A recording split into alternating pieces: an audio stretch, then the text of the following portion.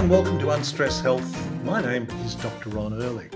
Well, we've covered many dental topics in the 600 plus episodes that I have done, podcast episode, and I've had many guests on to talk about oral health from many different perspectives, be it periodontal health, be it toxicity, be it cardiologist, Dr. Thomas Levy, who has very strong views about the importance of a comprehensive oral exam, a point that I totally agree with him on. And today we are going to be covering a contentious issue, root canal treatments. What is a root canal treatment? Should you be having a root canal treatment?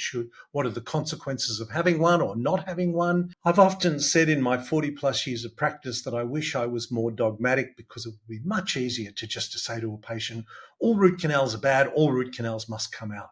Well, that's really simply not the case. And my guest today is Dr. Louis Ehrlich. Louis was our guest last week talking about evidence-based medicine, and it was for a very good reason that we started with that, to lay down the foundations of this week's episode on root canal treatments. And, well, I'm not going to spoil it for you. I think it's an important episode. It is the truth about root canal treatments, and spoiler alert here, the answer to should you have a root canal treatment or not, here's the spoiler alert, it depends. And it depends on quite a lot.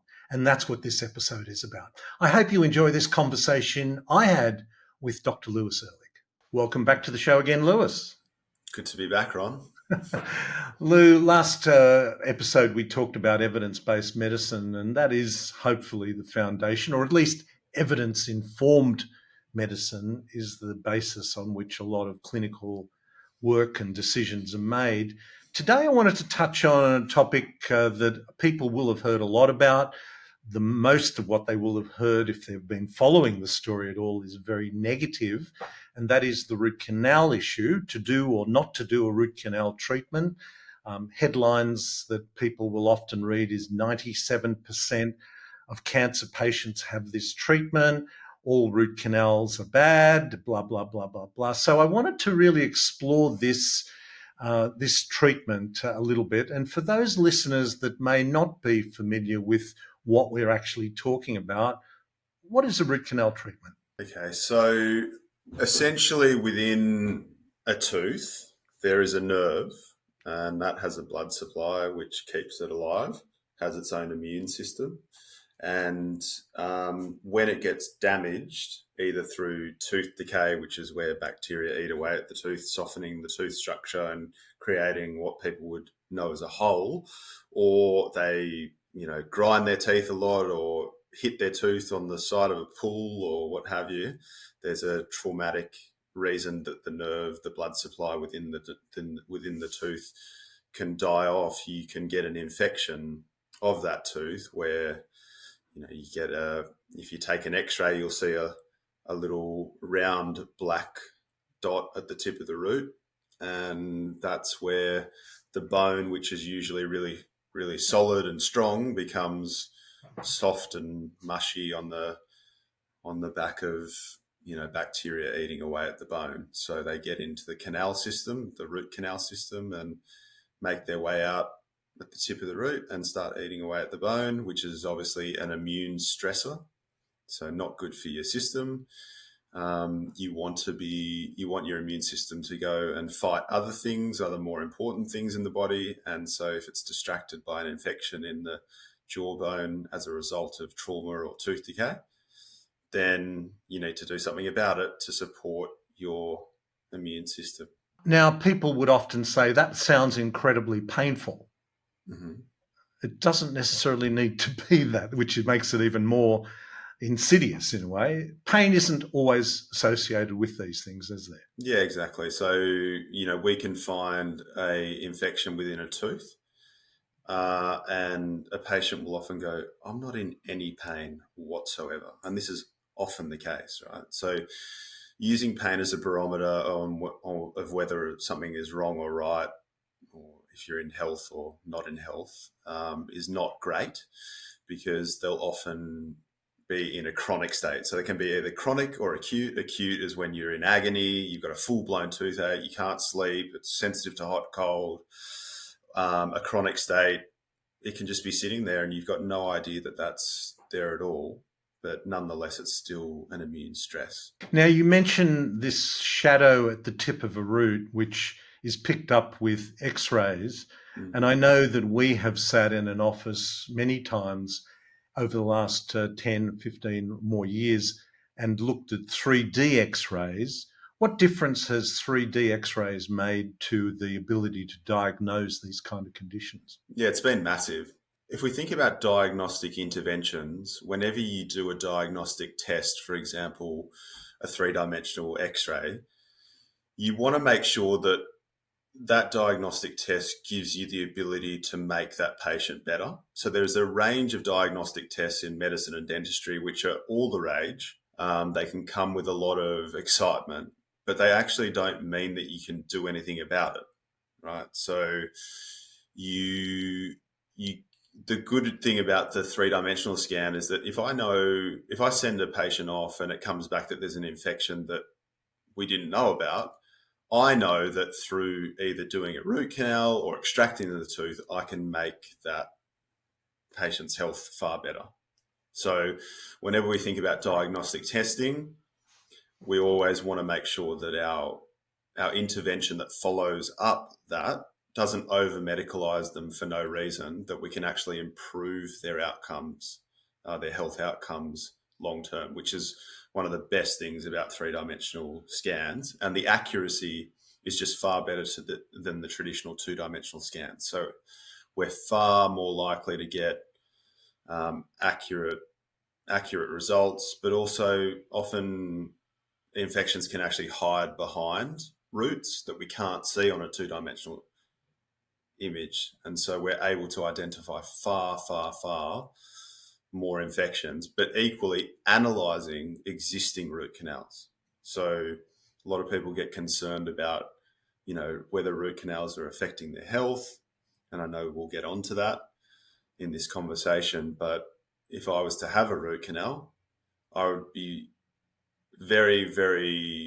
I'd be putting my mind at ease knowing that I have access to three-dimensional scanning to assess whether or not they're still healthy and in a good state, as opposed to 20 years ago when they weren't available, and you really could have an infection on an existing root canal or an existing tooth without a root canal and have no idea that was there.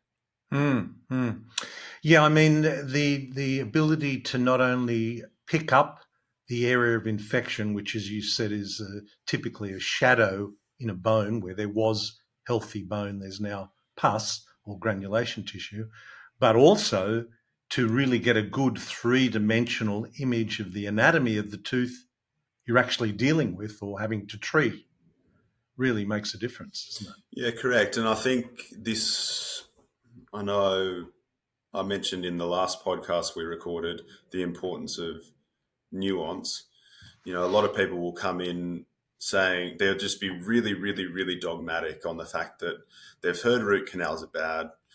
They don't want to even go near a root canal, and they don't even want you to start a root canal. So just to give people some context, what I mean by this is that if you identify on a three-dimensional scan that you have that granulation tissue or pus in the bone that's eating away at the bone, making it soft and mushy as opposed to hard and honeycomb-like, then that's a current infective process. So I have patients that won't even let me start the root canal to minimize and shrink that infection down because they've heard that root canals are bad. Now, I can tell you hand on heart that you are going to be infinitely worse off if you do not start to shrink that infection via either an extraction or starting the first stage of a root canal, because remember, it's usually a multi-step process, weeks apart. So it can be 2 to 3 appointments, weeks apart, to let the medicine that we put down the canals actually take effect and shrink the infection.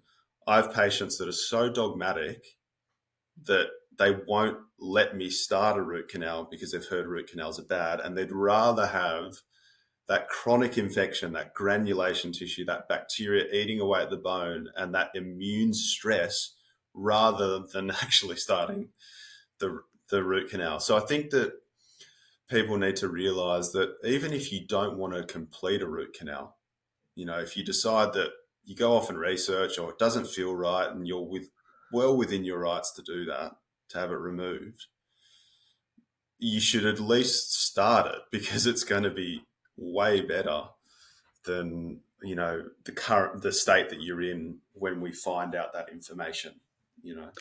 Because I think you mentioned it, but our listener may not have picked up on it, that when the nerve and blood vessel in a tooth is dead, dying, you actually not only have gangrenous tissue inside that tooth.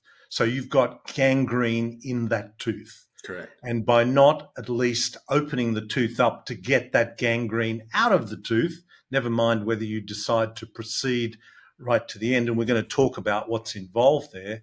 You're saying, no, I've heard root canals are bad, but I want to leave the gangrene in the tooth and the infection in the root rather than have any treatment at all. Yeah. So, yeah. I mean, when you put it like that, you'd have to go, really? But anyway, everyone's entitled to their opinion. So let's play a little scenario here, Ron. You come in to see me. You're concerned that you're having a little bit of pain on the lower right-hand side molar. I take an X-ray. There's an infection at the tip of the root, like we described, right? In order to start the healing process of that tooth, to get that gangrenous tissue out, like you mentioned, we have to go into the tooth and start cleaning it out, flushing it, cleaning it, putting medicine down there to shrink the infection, right? We have patients that come in that refuse that because of the reputation around root canals and some of the information that's out there. But what I would stress to people, just to be really clear, and I wasn't sure if I was 100% clear, is that you're far better off doing that first step and making a decision, because you've got really aggressive bacteria in your jawbone, creating an infection, creating an inflammatory immune response on the body, and then you can decide what you want to do thereafter. But that procedure, that initial procedure, will start to help your immune system overcome this immune stress that it is under. So that's an important thing to realize, because you can't walk around so dogmatic that you would rather have an infection eating away at your jawbone rather than actually doing something about it. I think it's worth just mentioning at this point, because some people may be thinking, oh, these guys are just lining us up for how great the root canal is. No, we're not. We're very well aware of some of the problems, even with a superbly done root canal treatment. But I think it's fair to say that of all the techniques in dentistry, and there are many finicky techniques in dentistry, I would rate doing a technically excellent, and we're going to cover what that means, a technically excellent root canal treatment is perhaps one of the most challenging techniques a dentist will ever undertake. Would you agree with that? Yeah, it's highly technique sensitive. You have to be extremely skillful. You have to use modern techniques. You have to be up to date with the latest materials to get the best result. You have to be patient. You have to use three-dimensional technology, which is obviously what we do at our clinic. But this technique sensitivity raises a really interesting point, Ron, because people can say all root canals are bad, right? Now, I will hand on heart say that a poorly done root canal is not good for your health. It's just not. Like, it's not going to shrink the infection down to the same extent as an excellent one. There may be missed canals. So there's a certain number of canals within a tooth. And if you miss one canal out of the 4 that are present, for example, there's obviously going to be bacteria living within those canals that aren't good for your health and will result in a failed root canal. So what I would say to people is that if you're saying all root canals are bad, you're comparing a root canal done in the Democratic Republic of the Congo with no three-dimensional scans, with somebody who hasn't done extra root canal training. You're comparing that root canal with somebody that is a specialist that does it under microscope, that uses 3D technology, that uses the latest materials, medicaments, up to date with all the studies, the research, etc.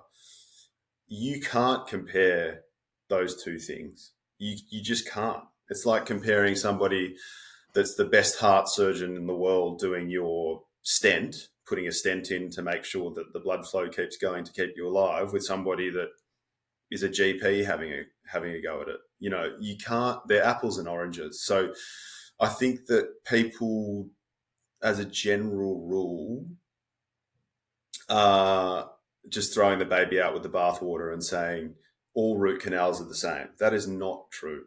So somebody that does a root canal up the road could be far better than somebody that does one down the road in the same city, you know?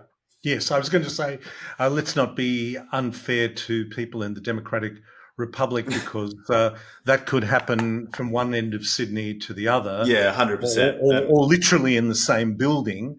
But you know, this is a technically sensitive, very sensitive technique. I would argue again that it's the most challenging to do really well, and yet any dentist can have a crack at doing a root canal treatment. And if the criteria is a patient comes in pain, and that dentist gets them out of pain, to a patient, that dentist has done a great job. And getting them out of pain is certainly a great relief.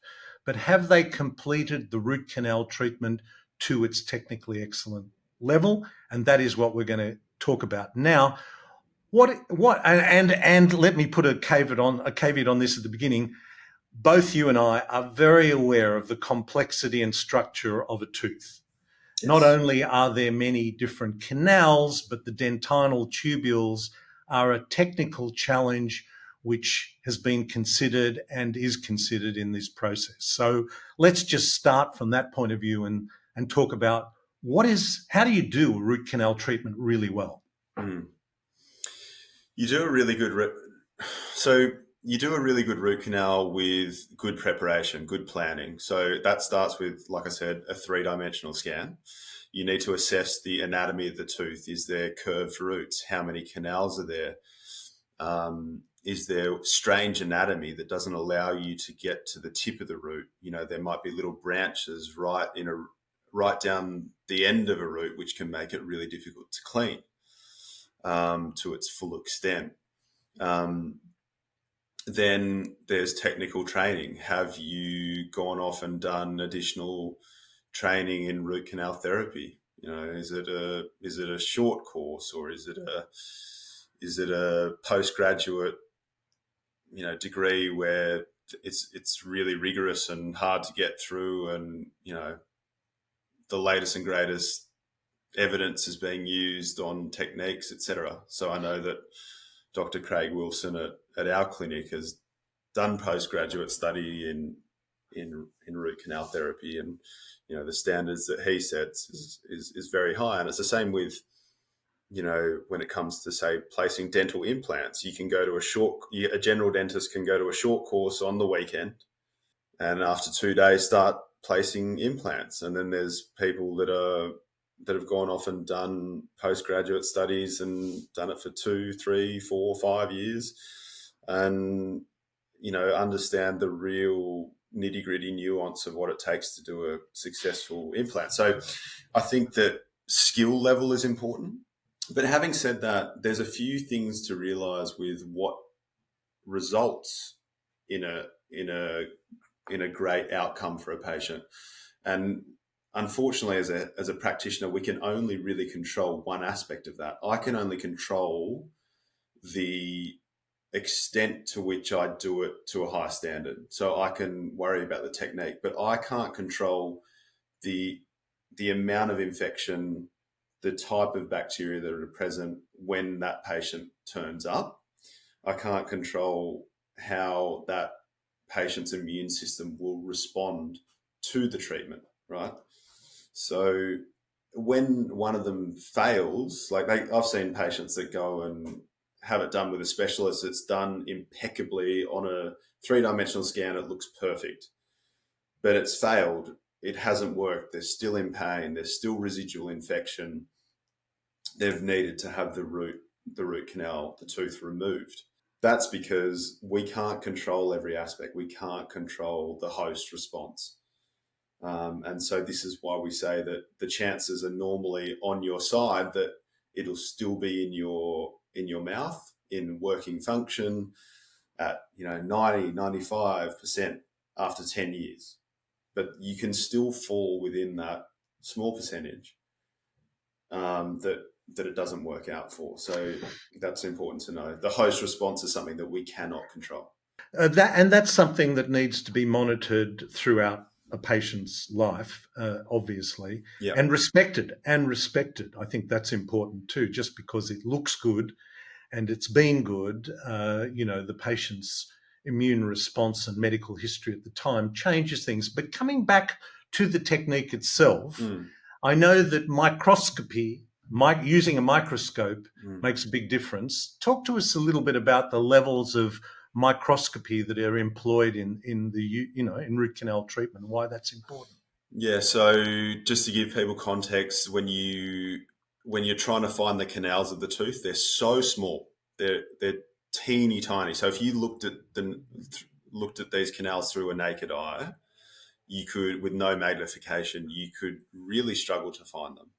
They're very difficult to pick up. So magnification is hugely important to get a good result, because if you don't find them, you can't clean them. And then if you can't clean them, the bacteria stays there, and then you get a root canal that will fail. So, yeah, I mean, when I do dentistry, I use magnification as a bare minimum. My magnification level is 5.7 times magnification. So when I do a filling, I'm wearing something that's I can see the tooth in 5.7 times the size. So your tooth looks 5.7 times the size. And just to be clear, these are little magnifying glasses that are glued onto the lenses of your own glasses. They're called loupes, but it goes way beyond that, doesn't it? Yeah, so there's different levels of magnification. You can get these loupes, these magnification glasses at 1.5 times, 2 times. You can go all the way up to like 7, 9 times on glasses themselves. But then there's also microscope. So root canal therapy done under microscope is obviously advantageous because, for example, our microscopes at the clinic can go up to 19 times. So to find little canals, to look at the anatomy closely, to look for little root fractures that might make it fail that you might not see, and won't show up on an X-ray. Correct. Unless it's really, really obvious. This makes your root canal far more likely to be successful. So I suppose what I'd also stress to people is you can't compare, like a lot of negative data on root canals was done using very, very old techniques, often done with no magnification, no modern medicaments and vibration that we use to get them into the little nooks and crannies in the root canal system. So again, you can't compare apples to oranges. Like if somebody's doing it under 19 times magnification, it's very different to somebody that's doing it with the naked eye. And part of what the technique does is, because these canals are so fine, very hard to get medicaments into them. So what you're actually doing is increasing the diameter of the canal so that you can get antiseptics down. What kind of antiseptics are used to try and address the issue of the anatomy of the tooth being full of dentinal tubules? How do we get that stuff into where there is decay, whereas there is bacteria. Yeah. So when you first look for and find canals, they're tiny, like you said, and so you have to clean and shape them. So you are widening the canals to allow medicaments to get to where you need them to go, which is down at the end of the root more often than not. And so you widen them. You put sodium hypochlorite down there, which is obviously bactericidal, so it kills the bacteria that are causing the issue. And we use vibrating techniques to get them into these little tubules and little accessory canals, which branch off the main canals, which is what you can see on an x-ray. You can just see the main canal, but there's a whole 3D anatomy there. And so there's things called like endoactivators, there's little lasers that vibrate and get all these medicaments into these canals where little bacteria can hide to minimize the amount of bacteria that's in the tooth, so that you can help yourself, the host, overcome this infection.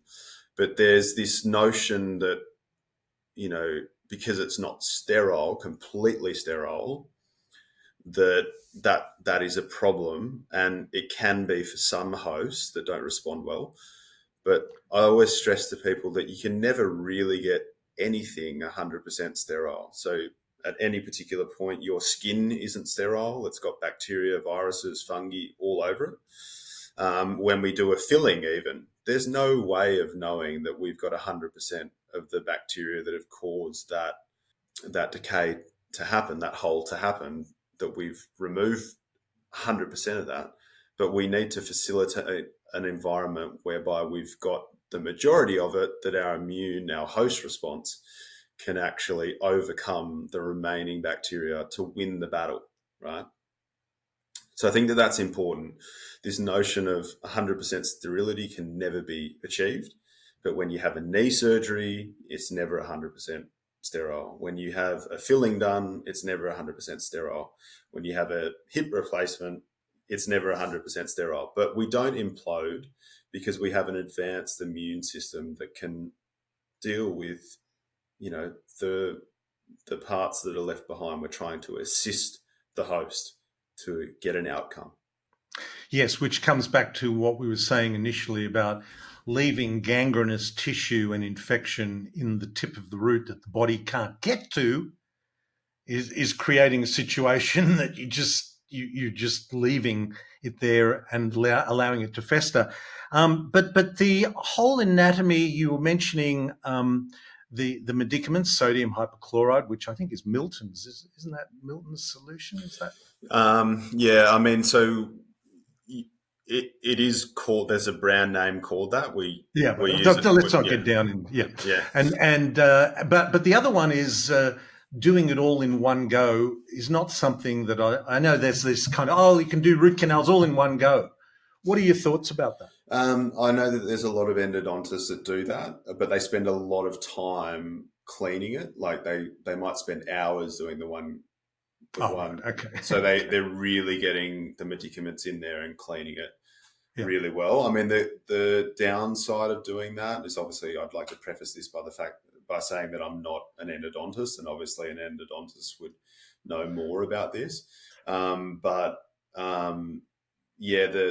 I guess the negative is that the body needs time to heal, and so having a duration of a couple of weeks between appointments can be beneficial to minimize the amount of infection that's in that area. So that's why we tend to space things out when we do them.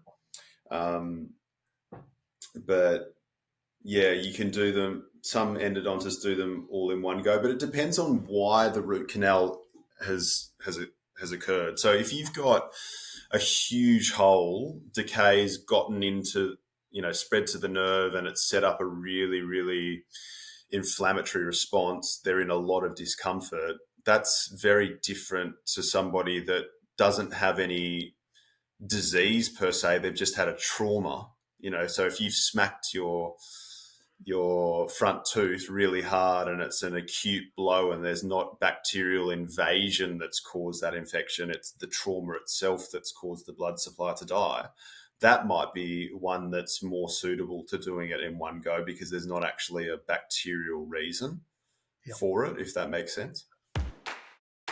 Hi, Dr. Ron here, and I want to invite you to join our Unstress Health community. Now, like this podcast, it's independent of industry and focuses on taking a holistic approach to human health and to the health of the planet. The two are inseparable. There are so many resources available with membership, including regular live Q&As on specific topics with special guests, including many with our amazing Unstress Health Advisory panel. Now, we've done hundreds of podcasts, all worth listening to, with some amazing experts on a wide range of topics. Many are world leaders. But with membership, we have our Unstress Lab podcast series, where we take the best of several guests and carefully curate specific topics for episodes which are jam-packed full of valuable insights.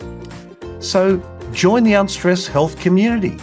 If you're watching this on our YouTube channel, click on the link below or just visit unstresshealth.com to see what's on offer and join now. I look forward to connecting with you. Yep.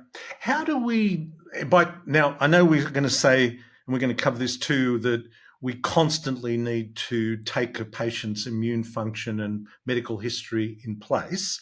So resting that aside for one moment, how do we judge a technically excellent root canal? How is success measured in the traditional sense of the word success? A patient that's no longer in pain if they started in pain.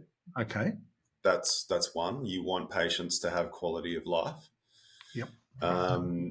Number two is that you have done the workup with a three-dimensional scan to work out how many canals are present in the root anatomy, and you're able during the procedure to find those canals that are present and to clean them down to the length of the root to increase the chances of minimizing the amount of bacteria left behind. If there is a large infection at the tip of the root or a small infection at the tip of the root, that bone that has been destroyed in that area has regenerated. So people need to remember that if you have something that shows on an x-ray to have affected the amount of bone, and there's an infection at the tip of the root and that has now filled in with bone again, then something positive has happened. Like, it's like if you want, the human body is an adaptive machine, right? It's amazing at adaptation. So if you want to get a stronger chest or biceps and you lift heavy weights and it gets bigger and you're now stronger in all the tests, then that's a positive thing if that's what you wanted to achieve. In the same sense that if you have a root canal and you've got, I never thought I'd compare weightlifting to root canals, but here we are. If you have a root canal that has an infection at the tip of the root and you do a really, really nice, successful root canal and that bone starts to regenerate in that spot, how can one argue that something positive has not occurred there? You've gone from something infected, mushy, filled with granulation tissue, and you've reformed bone. Like, that wouldn't happen unless the environment in which to do so was there for the body to regenerate, right? So that's where something positive has happened. So that bony fill-in, so that dark circle that's now honeycomb in appearance and looks normal, that's also the sign of a successful root canal. And then like another one is that it's really well sealed. So it's one thing to finish it, it's another thing to seal it well. So a couple of the reasons why root canals fail is that there is bacterial ingress into the root canal system because it hasn't been sealed well, for example, with a crown, which is a cover that sits over the tooth and provides strength to reduce the risk of fracture, but to reduce the risk of bacterial ingress into the root canal system, which can result in, reinfection. So that's also a sign of success, is how well the root canal is sealed. Yes, so because you mentioned something there that when a root canal is done, the tooth itself is weaker for sure and subjected to a lot of pressure in the mouth. So putting a cap or a crown over the tooth and sealing that off is important. What do you say to people who say, I don't want something dead that's in my body? It is a nuanced discussion. I can understand that point of view. But we have to think about this, okay, like in it, to give context, what are teeth there for? This is always a conversation I have. What are teeth there for? They're there to help you masticate, chew your food so that you can get nutrients from your food as much as possible to prepare for digestion, so that your body can absorb nutrients and you can maintain your immune system, right? Without eating well, chewing well, we aren't healthy, right? So yes, it is true that you do have something dead in your mouth, but then you have to weigh up whether or not losing that tooth is going to be a net negative for you. Because if you can't chew, you won't live as long. We know that. You can't get the nutrients from your food. But equally, a lot of people don't realize is that if you extract a tooth, you can also affect the balance of the jaw. It can affect your pain levels in terms of TMJ, and your muscles of mastication around your jaw can become tighter on one side, or you can favor one side that you're not chewing on, and that can stress the jaw out as well. But a lot of people don't realize is that when you chew, you actually have a pumping mechanism of blood flow into the brain. So we know that if you can chew well, you are less likely to get cognitive decline. So we know that those that have dentures that have an inability to chew well, they have far higher levels of dementia, right? So you have to look at this holistically, which is why we're Sydney Holistic Dental Centre. It's not as simple as root canal's bad, extract, no replacement because anything foreign or dead is bad. Okay. So if you don't want to have something dead in your mouth, by all means, extract it. But you have to know what the disadvantages of such a decision is. You are not going to have the same amount of chewing force. Your bite is not going to be as balanced, and you will not get the same amount of blood flow into your brain, increasing your risk of cognitive decline. So everything besides your own natural healthy tooth is a compromise. It's a decision, a triaging of what you're willing to compromise on. If you don't want a dead tooth, but you're willing to go through, not having the ability to chew as well, by all means, but you just need the information to make that decision. And then, the other thing as well is you can also monitor that dead tooth. We have the ability to monitor it now far better than we ever did with 3-dimensional scans. So people that are sitting on the fence that elect to have a root canal, and yes, it is something dead, but if it's done to a good standard and it heals the infection, we know that something positive has happened. And we know that your ability to chew and reduce your risk of cognitive decline and all those sorts of negatives is reduced.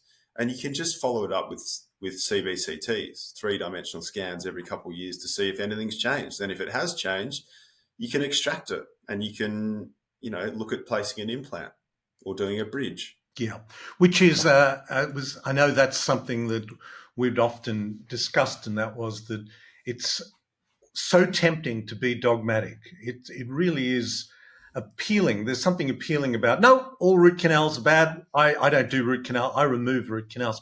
I've often felt that I almost wished I'd always been a lot more dogmatic, because it's a much easier conversation to have than this more nuanced one. And not only have you eliminated the most technically challenging thing from your practice, which is a big relief to you, but you've introduced another aspect of dentistry, which is a lot, with all due respect, a lot more straightforward and a lot more lucrative. What are the alternatives to root canal treatment? Yeah, I think just before I mention that, Ron, I would like to add that I think when people hear the word holistic, they they they'll come in and they'll go, "Oh, do you guys do root canals here? How can you be holistic?" Or they say, "Do you place titanium implants here? That's not holistic." Or they'll say, "Do you, like you guys are completely anti-fluoride, aren't you?" And our definition of holistic is not being dogmatic. I've seen some really negative results of people of holistic dentists being too dogmatic. So, for example, I've got a patient who has had 6 root canals removed, right? Because the dentist said that all root canals, no matter what state that they are in, notwithstanding what I just mentioned about cognitive decline risk of the inability to chew, have had 6 teeth removed, right? And then they haven't replaced them with dental implants because that's a foreign body, which is a no according to this particular holistic dentist, right?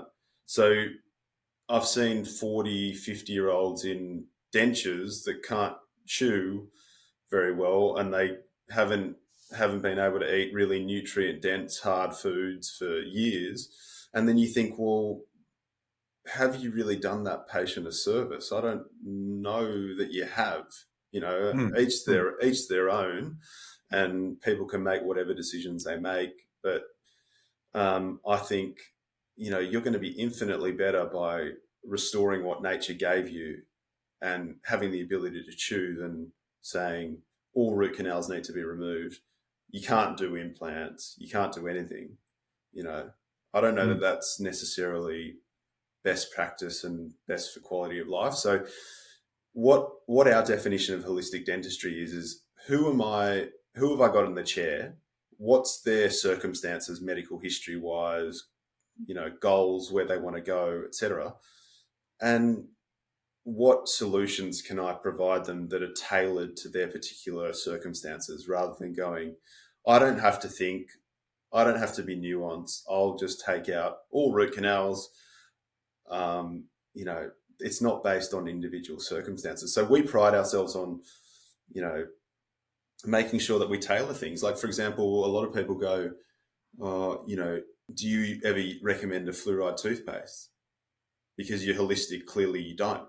And I'm like, well, no, like I do, because there are certain circumstances where that's important. So, for example, I've got a patient that has had radiation to he's had oral cancer, he's had radiation to his mouth, he has no saliva whatsoever, none. Mhm.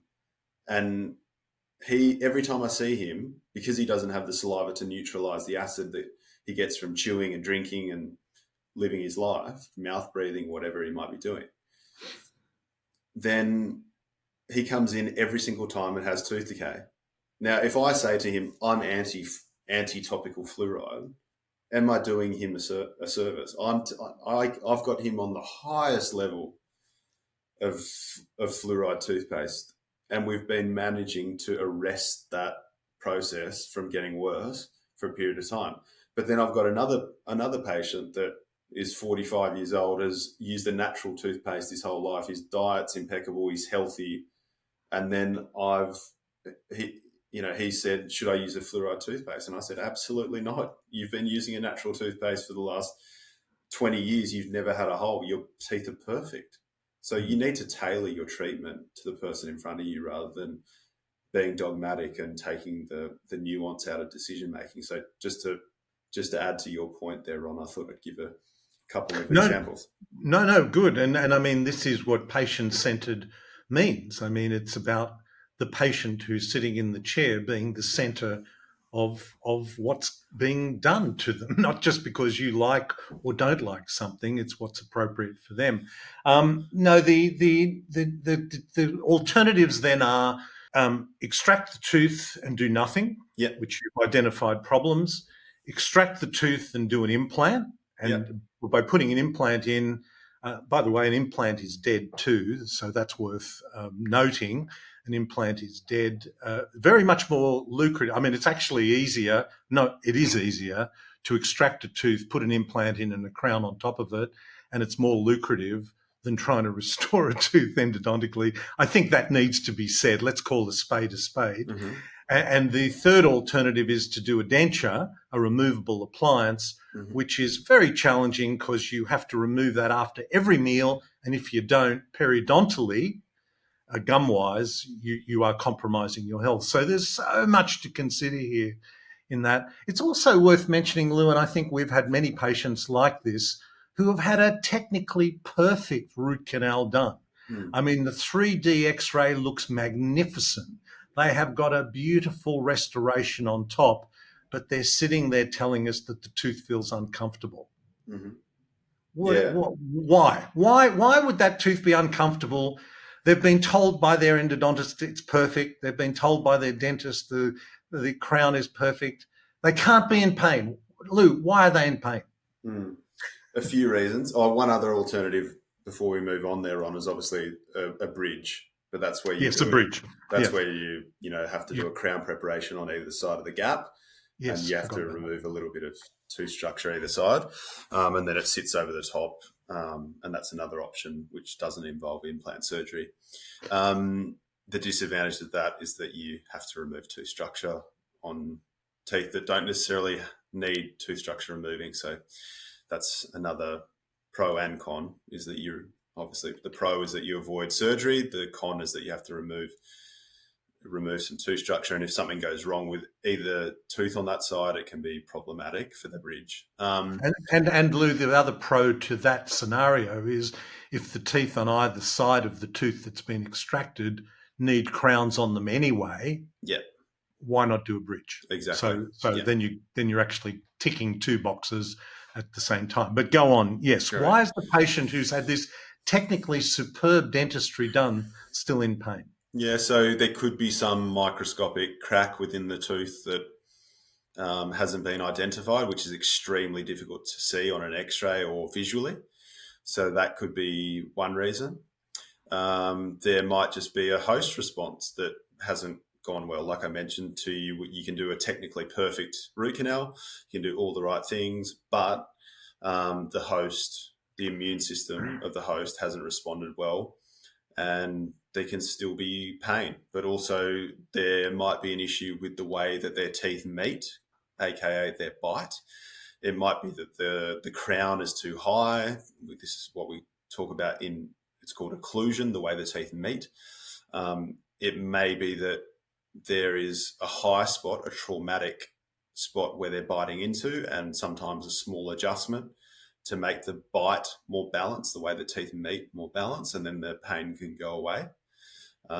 So there are a few of the reasons. They might be clenching and grinding their teeth at night time and, traumatizing the periodontal ligament, which contains nerve endings, blood vessels that can be crushed of a nighttime when you clench and grind. So they might be needing a nighttime appliance to protect their teeth from further wear and tear. So there's a few reasons. I know there's something that a patients, which is pretty disturbing, which patients are exposed to when they read an article which says 97% of cancer patients have this dental procedure, root canal treatment. I mean, I know I was looking at a website many years ago, Macola.com, and I think we both have looked at Macola, and I think there are many things on that site that I think are fantastic. But then I saw this article which said 97% of all root canal treatments have this procedure done, and it had 10 references. And I went and looked up all 10 of those references. And this goes back to the study, the episode we did last week on evidence-based medicine. And not one of the studies said that. I read every part of every article, and not one of them said that. What's your experience with this kind of issue? Yeah, I think, look, as a general rule, like when you see a headline like that, it certainly is attention grabbing, but it's not really rigorous science, like just to throw a number like that out, because you could say 97% of cancer patients drank water, like it doesn't necessarily mean that there's this correlation doesn't mean causation. And like we've been mentioning in this chat, Ron, there's so much nuance to what a good root canal is. And you're basically saying that 97% of, if you're saying 97% of cancer patients have a root canal, it's like, well, what type of root canal? Is it done well? Is it not done well? Is it a successful root canal by the criteria that we've already discussed? All these sorts of things. A lot of I've had a look at some data on root canal and cancer.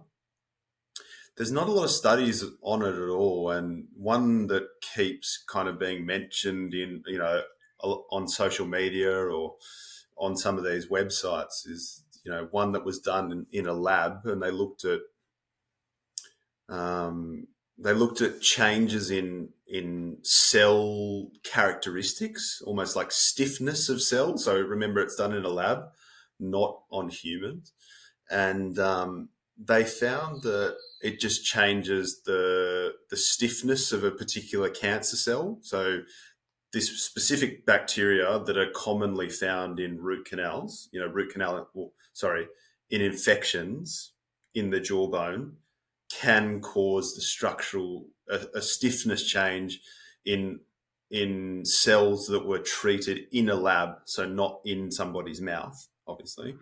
And then they found that their recommendation, so it's actually interesting, their recommendation was increased oral hygiene because they're just bacteria that you find in the mouth anyway, so nothing to do with root canals, yet they're being used to demonize root canal.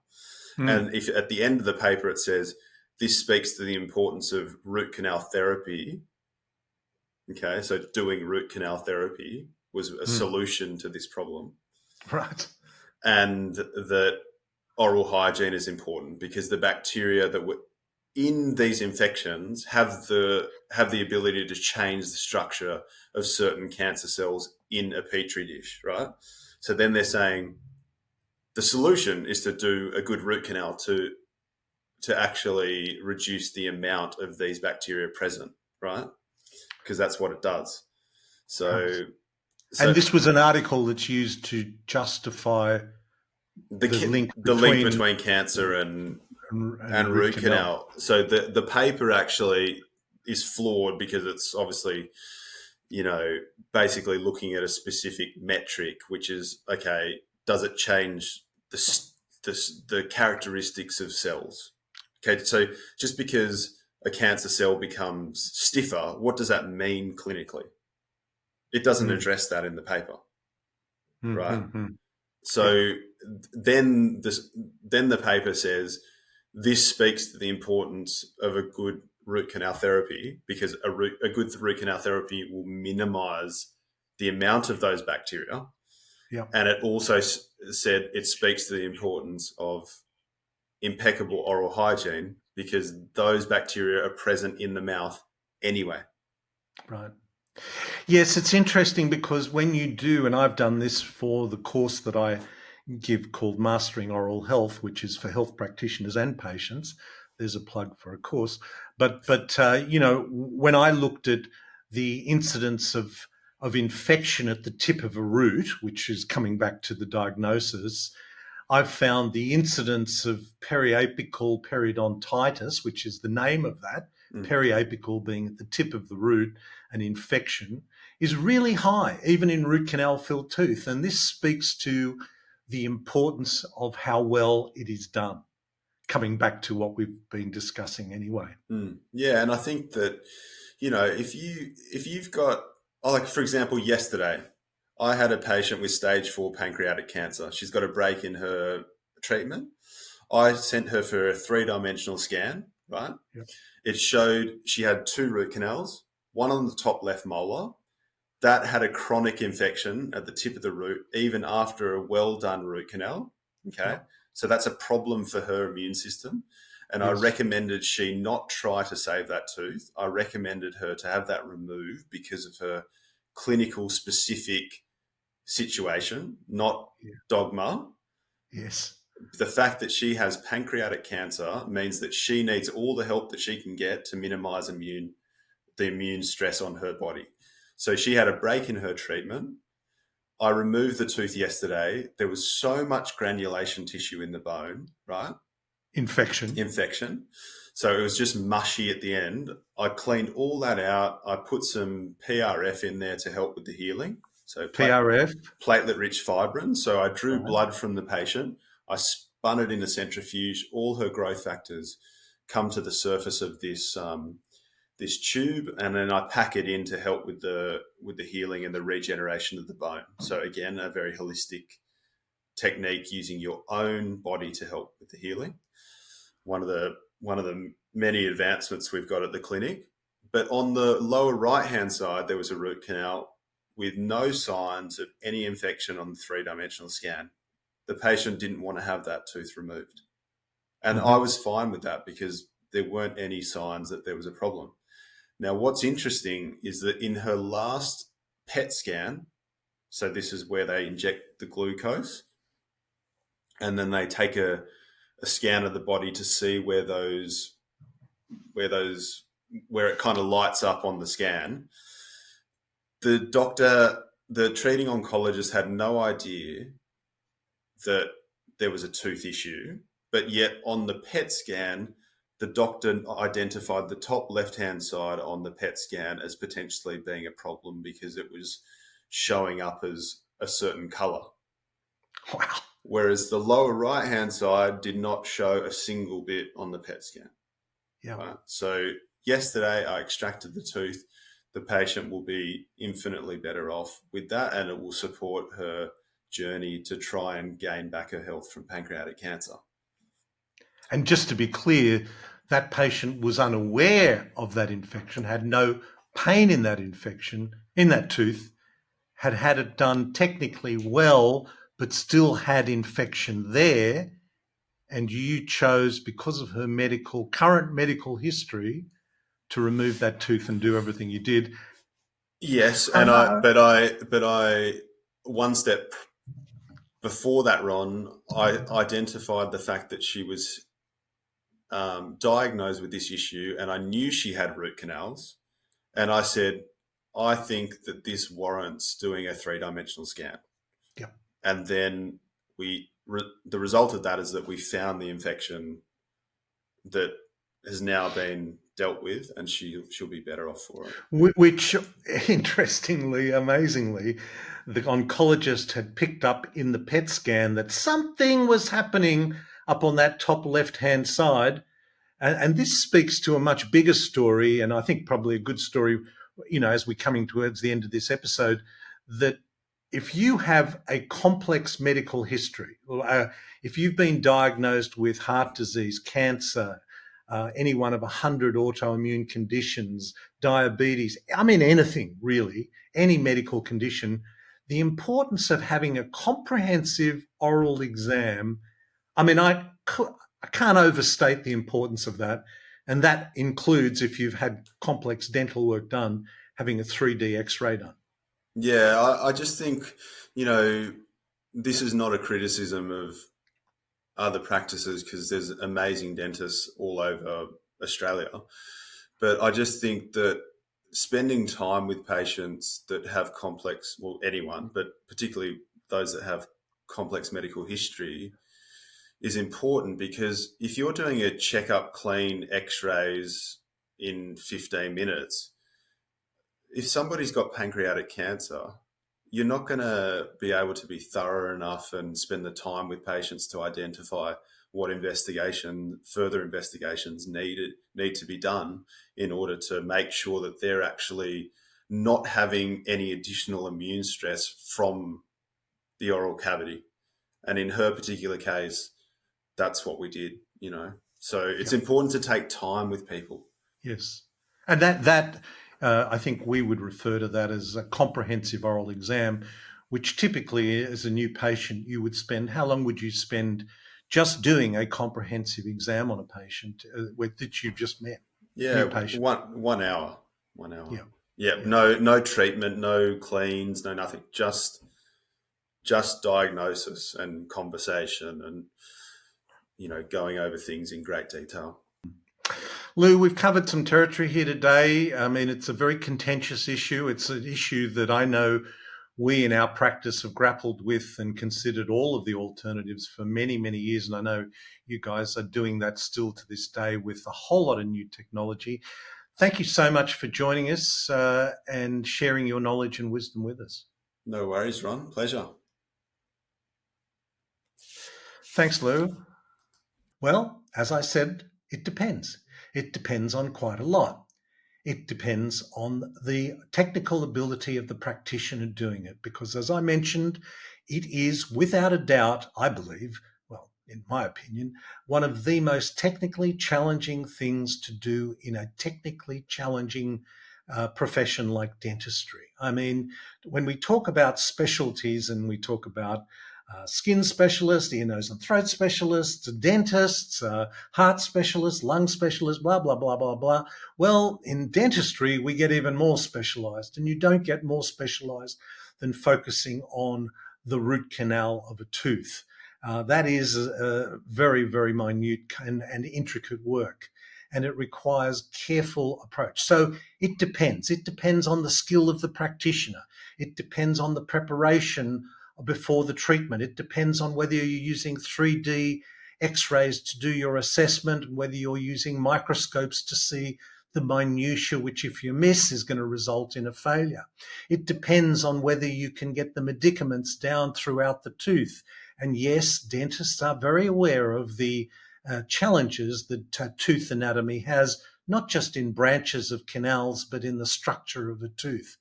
And it is about a balance as well. You never get anything sterile, 100% sterile. It is about restoring a balance to put the immune system in control. So it also depends on your immune system. It depends on your long-term immune system. It depends on how well the tooth is crowned and supported and sealed. It depends on a whole lot more. So I will have a download brochure for you to look at and maybe share with your own dentist. But it reminds me of that bumper sticker that I was once, Patria King actually shared with me, and that was, "My karma just ran over your dogma." And it is so easy to be dogmatic and say all root canals are fine. You have no problem with that. I don't believe that's true. And it's equally dogmatic to say, no root canals. You should have every root canal out. You've just eliminated the most technically challenging thing in dentistry and replaced it with one of the most lucrative and straightforward things to do in most cases, which is the placing of an implant. Not always straightforward, I know, but it's a lot easier to do than a root canal treatment. So we'll have links to the website. If you're looking to have a comprehensive oral exam, which I believe you should look to have, I would suggest you have that. I would also encourage you to look at the course, Mastering Oral Health, and I'll have a special promotion code that you can use. It'll be in the show notes. You can use to get 50% off that course. It's a 5-module course called Mastering Oral Health, the Clinician's Guide, and it deals with everything from what a comprehensive oral exam is, what the implications of periodontal disease are to every disease, about toxicity of mercury, the root canal issue in more detail, about airways, about sleep, about breathe, about chronic headaches and neck aches, all part of Mastering Oral Health. So I'll have a special promotion code for you in the show notes. I hope this finds you well. The other thing I might say is that if you join the Unstress Health community, you actually get that course included in the membership. There's an even bigger giveaway. Hope this finds you well. Until next time, this is Dr. Ron Ehrlich. Be well. Feeling stressed, overwhelmed? It's time to unstress your life. Join the Unstress Health community and transform stress into strength. Build mental fitness. From self-sabotage to self-mastery. And together, let's not just survive, but thrive. Expert-led courses, curated podcasts, like-minded community and support, and much more. Visit unstresshealth.com today. This podcast provides general information and discussion about medicine, health and related subjects. The content is not intended and should not be construed as medical advice or as a substitute for care by a qualified medical practitioner. If you or any other person has a medical concern, he or she should consult with an appropriately qualified medical practitioner. Guests who speak in this podcast express their own opinions, experiences and conclusions.